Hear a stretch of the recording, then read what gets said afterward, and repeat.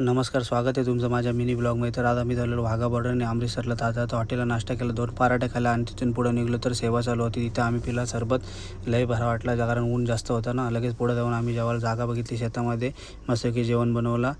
मामा बोलतो मला रोज भाजी खाऊन कंटाळा येतो, तर मी बोलतो बनवतो चिकन. मामाने बनवलं चिकन आणि लगेच घेतला लेग पीसवर चावा मारला, घे घे घे कचका चावा मारला. लगेच गेलो पंजाबमध्ये. तर वारा सुटला एकदम, वादळी वारा, आणि ती दिसतं ती तुम्हाला समोर पाकिस्तानची बॉर्डर, म्हणजेच आपला दुश्मन. लगेच पोचलो आम्ही वाघा बॉर्डरला. सगळे झेंडा काढला आणि लगेच निघलो वाघा बॉर्डरकडे जायला. कसं दिसतं बघा मी, एकदम भारी.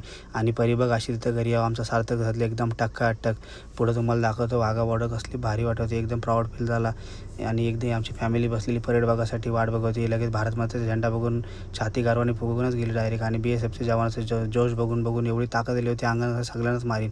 आणि सीमा सुरक्षा दलाची परेड बघून इतका आनंद झाला आणि छाती गारवाने फुगून गेली. माझा सलाम आहे प्रत्येक त्या जवानाला ज्यांनी भारत मातेच्या रक्षणासाठी आपल्या प्राणांची आहुती दिली. आणि आत्तासुद्धा जे जवान कार्यरत आहेत आपल्या देशाचे रक्षण करत, त्यांचं बघून सगळं माझं मन भरून गेलं. मग डायरेक्ट डोळ्यातनं पाणी आलं, म्हणजे इमोशनल झालो. लगेच संध्याकाळी गेलो आम्ही अमृतसरला. गोल्डन टेम्पलजवळ जाऊन मन एकदम प्रसन्न झालं. जालियनवाला बाग हत्याकांडामध्ये शहीद झालेल्यांसाठी हा इथं स्टॅच्यू म्हणून उभारला आहे, त्यांना आदरांजली म्हणून. आणि इथला हा मार्केट तुम्ही बघू शकता, एकदम भारी आहे. मी ठरवलंच होतं, मी जेव्हा कधी अमृतसरला जाईन तेव्हा पगडी बांधूनच तिथं जाऊन माथा टेकीन. कैसा लग रहा है मुंडा चंगासी. आणि बघू शकता तुम्ही गोल्डन टेम्पलचा नजारा कसला भारी आहे, एकदम मन प्रसन्न झाला. एकदम सगळा शांत वाटवतं मनाला. लगेच आमची फॅमिली बोलते लगेच फोटो काढून घेऊया. लगेच फोटो वगैरे काढून घेतले, चांगल्या आठवणी साचून ठेवल्या. आणि लगेच आम्ही गेलो हॉटेलला. रात्री झोपलो कारण आम्हाला उद्या सकाळी जायचं होतं वैष्णोदेवीला.